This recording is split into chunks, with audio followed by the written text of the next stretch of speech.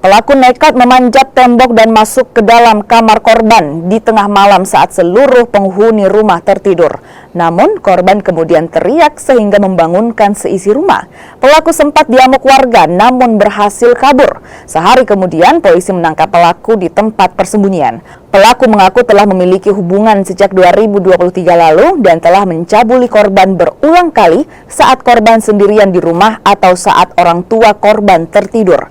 Namun karena hubungan asmaranya kandas, pelaku masih nekat mendatangi rumah korban di malam hari untuk melampiaskan nafsunya. Dilakukan interogasi terhadap anak korban, ternyata anak korban telah berulang kali disetujui sejak bulan Mei 2023.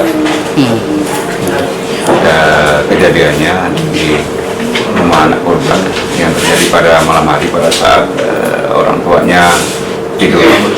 Juga pelaku sempat manjat di rumahnya korban, ketahuan oleh tetangganya, tertetapkan sebagai tersangka dengan sangkaan pasal 81 ayat 1 3 pasal 81 ayat 2 Undang-Undang Nomor 17 tahun 2016. Iya.